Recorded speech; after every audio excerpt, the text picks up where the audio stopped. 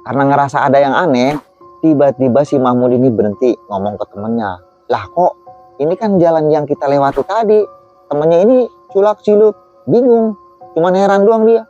Jadi yang dilihat si Mahmud sama 3 temennya ini, salah satu istrinya, itu pedagang kayak ngobrol aja sendiri, nyiapin mangkok, bikinlah seolah-olah kayak ada yang beli aja gitu. Padahal di situ semak belukar, sepi, gak ada apa-apa. Terima kasih sudah klik video ini. Saya ucapkan assalamualaikum dan selamat wayagini. Kisah nyata ini merupakan pengalaman pribadi saudara Mahmud dari Pandeglang. Nah, terjadi sekitar 4 tahun lalu, bulan Agustus tepatnya, pada saudara Mahmud, istri dan temennya yang juga bawa istri, dia suami istri. Setelah pulang liburan dari Bendungan Jatiluhur, nah mereka tersesat di jalan antara hutan bambu dari jam 7 malam hingga jam 11 malam.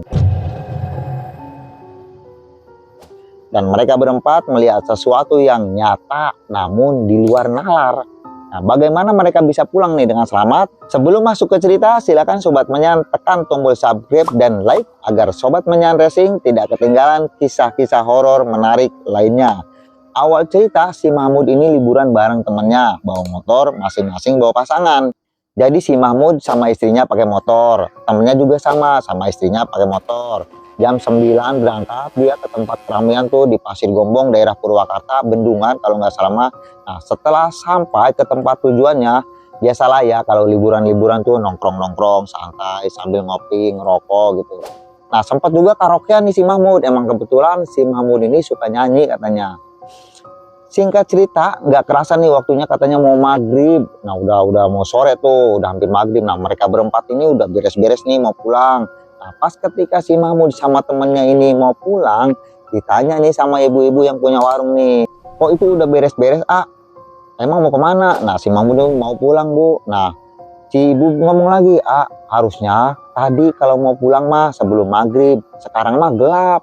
Nah kata si ibu itu. Nah si Mahmud ngomong lagi, emang kenapa bu? Nah ini kan udah gelap, jalannya sepi, sering ada kejadian-kejadian aneh di situ, kata si ibu tuh. Jadi si ibu tuh kayaknya udah tahu banget gitu jalan yang mau dilalui si Mahmud ini emang bener-bener angker. Tapi si Mahmud gak memperdulikan omongan si ibu itu, tukang warung itu. Nah bisa disebut ya kurang percayalah sama hal-hal yang kayak gitu. Jadi keempat orang ini tetap memaksakan pulang dengan alasan besok kerja shift 1 atau pagi-pagi. Nah si Mahmud ini karyawan di PT Printek di kawasan industri Jababeka 2. Nah aktif sampai sekarang. Setelah pamit pulang, berangkatlah nih mereka jalan. Nah setelah beberapa meter dari si warung itu, si Mahmud kayak ada yang aneh gitu, kayak ada yang ngikutin gitu kan, suasana udah gelap nih. Nah tapi dia nggak ngomong ke istrinya, khawatir istrinya takut, jadi jalan aja lah terus. Sampailah mereka di jalan yang sepi, gelap, nah berkabut, padahal masih jam-jam tujuan gitu, jam 8 kurang. Nah, di samping kiri kanan itu jalan penuh pohon-pohon bambu, kayak hutan-hutan bambu gitu, jalan mah gede, cuman gelap. Nah, sesekali yang bambu tuh kalau ini kan ketiup-tiup angin tuh jadi nambah suasana horor banget. Nah, mereka jalan terus, hampir 1 jam mereka jalan, si Mahmud ini ngerasain ada yang aneh lagi nih. Karena ngerasa ada yang aneh, tiba-tiba si Mahmud ini berhenti ngomong ke temennya. Lah kok ini kan jalan yang kita lewati tadi. Temennya ini culak-culuk, bingung, cuman heran doang dia. Di suasana yang makin tegang ini si Mahmud berusaha tetap tenang nih, supaya nggak kelihatan panik sama istrinya. Nah mereka akhirnya jalan terus. Nah tiba-tiba ada setengah jam sampai selebih lah, tiba-tiba si Mahmud berhenti lagi nih. Dan ternyata mereka balik lagi ke tempat yang sama. Nah sebenarnya mereka ini pernah lewat jalan itu kalau siang-siang gitu, nggak gelap. Apalagi istrinya sering banget lewat jalur itu, karena kan kalau pulang kampung dia lewat jalur itu, jadi sedikit-sedikit hafal gitu. Nah di situ mereka mulai panik nih, mulut mereka baca-baca istighfar, baca-baca ayat Quran lah, saking paniknya gitu. Terus sambil mereka jalan lagi. Nah di tengah-tengah ketakutan, motor si Mahmud tiba-tiba mogok dan temannya ini nggak tahu, soalnya kan dia jalan duluan. Temannya ini nggak tahu kalau motor si Mahmud ini mogok. Jadi temannya terus jalan. Nah si Mahmud ini makin panik aja nih, mana bawa istrinya di hutan, mogok pula motornya. Si Mahmud berusaha tetap tenang, tapi aslinya merinding juga dia. Sempat ngomong lagi tuh, sempat ngobrol sama saya, merinding juga dia. Setelah beberapa saat itu motor tiba-tiba hidup lagi. Kemudian si Mahmud jalan lagi tuh mereka ketemulah sama temen yang di depan. Temannya ini udah kelihatan berhenti mau balik arah gitu dari kejauhan tuh. Cuman keburu ketemu. Kenapa lu? Nggak tahu, tiba-tiba motor gua mogok. Lah itu hidup motor. Ya gua juga bingung. Setelah motor mati, belum diapa-apain, motor itu hidup lagi. Di tengah obrolan mereka yang emang suasananya horor banget. Nah, mereka berempat tiba-tiba ngelihat pedagang keliling tuh kayak tukang bakso gitu, pedagang keliling dari jauh, dia jalan pelan-pelan. Nah, terus dia keluar jalur jalan, belok ke kanan gitu, keluar jalur. Nah, di situ kayak nggak ada siapa-siapa, sepi. Cuman kayak hutan, cuman ada pelataran doang kayak gitu, kayak sepi. Dia masuk ke area kayak gitu. Nah, terus si tukang bakso itu, tukang dagang itu, dia berhenti di situ di samping jalan, cuman gak jauh. Itu si Mahmud itu ngelihat, mereka berempat tuh ngelihat. Dan yang lebih aneh lagi, si tukang bakso keliling itu melakukan seolah-olah ada yang beli di situ. Jadi nyiapin mangkok, terus ya kayak ada yang beli aja. Jadi yang dilihat si Mahmud sama 3 temennya ini, salah satu istrinya, itu pedagang kayak ngobrol aja sendiri, nyiapin mangkok, bikinlah seolah-olah kayak ada yang beli aja gitu. Padahal di situ semak belukar, sepi, gak ada apa-apa. Keempat orang ini cuma heran, bingung, kok ada sih gitu tukang bakso keliling ke situ.